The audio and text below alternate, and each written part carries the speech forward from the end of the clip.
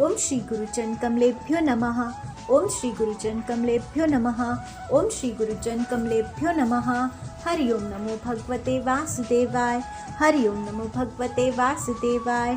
हरि ओम नमो भगवते वासुदेवाय। बंधुओं, श्री नरसिंह जी की कथा के पहले भाग में हम उनके साथ श्री वृंदावन गए और सांवरे की रास के दर्शन किए और सांवरे ने श्री नरसिंह जी को ये वरदान देकर कि वो जब जब उन्हें स्मरण करेंगे सांवरे उनको सामने प्रकट होकर दर्शन देंगे, वापस भेजा। सांवरे का पावन दर्शन और रास के दर्शन से नरसिंह जी के हृदय की वेदना अब शांत हो चुकी थी और वो अपने घर को लौट गए और ज़्यादा से ज़्यादा वक्त सांवरे की ही याद में बिताने लगे। शिव जी की कृपा से नरसिंह जी का दारिद्र्य भी दूर हुआ, संपन्नता आ गई और उनका विवाह हुआ। 2 पुत्रियां और 1 पुत्र हुआ।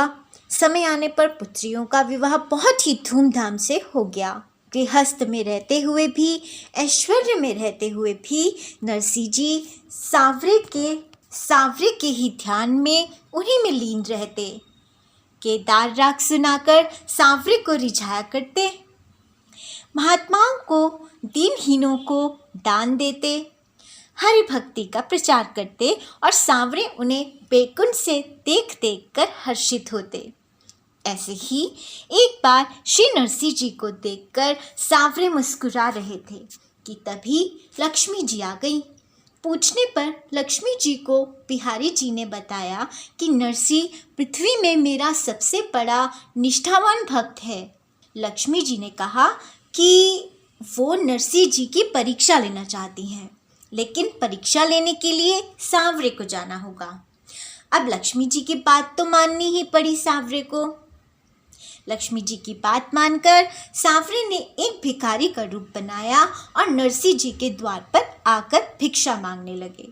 नरसिंह जी ने भिक्षा देते हुए कहा कि भाई, हरि का नाम जपो, उससे मांगो, वो देगा तो तुम्हें मुझसे नहीं मांगना पड़ेगा।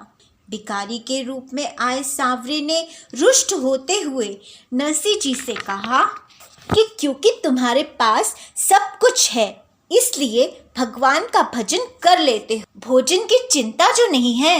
कितनी निष्ठा है तुम्हारी भगवान में, ये तो स्वयं तुम्हें भी तभी पता चलेगा जब तुम्हारे पास धन, वैभव, ऐश्वर्य नहीं होगा और हर वक्त के भोजन की चिंता में रहोगे, तब पता चलेगा कि कितनी निष्ठा है तुम्हारी। यह बात नरसिंह जी को अंदर तक लग गई। बिन भोजन ना भज सके गोपाला। श्री नरसिंह जी इस ताने को सह न सके और अपनी निष्ठा को सिद्ध करने के लिए उन्होंने अपना सर्वस्व दान दे दिया। अपने एकमात्र पुत्र के लिए भी कुछ नहीं रखा। इसे देखकर सांवरे का हृदय दहल गया।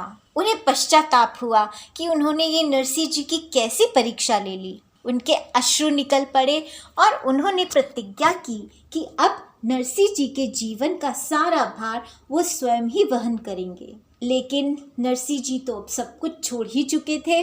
अब 16 सूरदासों के साथ एक गुफा में अपने पुत्र के साथ रहने लगे। दिन भर भजन करते, पुत्र भिक्षा लाता और सभी 16 सूरदासों के साथ मिलकर खाते। कुछ लोगों ने जब देखा कि निर्धनता में भी नरसिंह जी की निष्ठा कम नहीं हुई, वो पहले की तरह ही भगवान की भक्ति करते हैं, जिनसे उनकी प्रतिष्ठा में भी कोई कमी नहीं आई, तो उनसे ईर्ष्या करने लगे।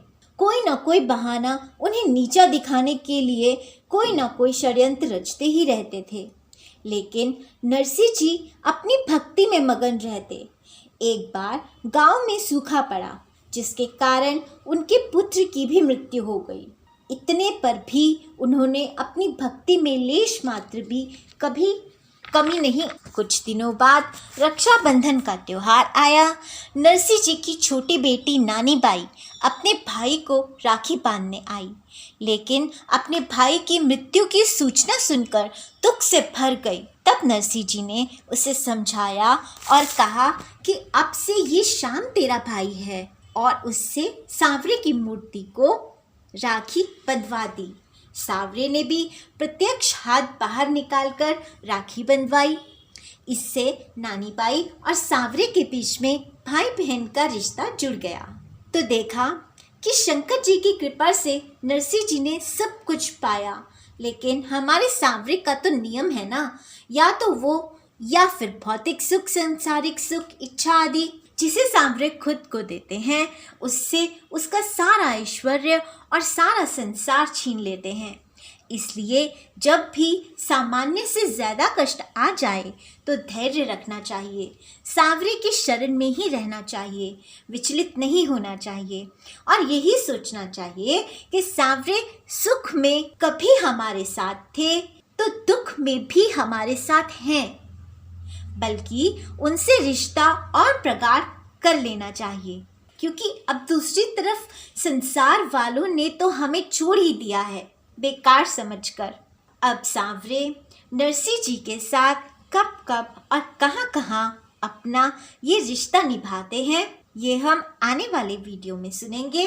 तब तक भागवत गीता जी के पाठ को श्रवण करते रहिए, भक्तमाल के और प्यारे प्यारे चरित्रों का श्रवण कीजिए और नाम जाप करते रहिए। हरि ओम नमो भगवते वासुदेवाय, हरि ओम नमो भगवते वासुदेवाय, हरि ओम नमो भगवते वासुदेवाय। जय बिहारी जी की। कृपया मनन रसामृत को सब्सक्राइब करना और शेयर करना ना भूलें। शुक्रिया।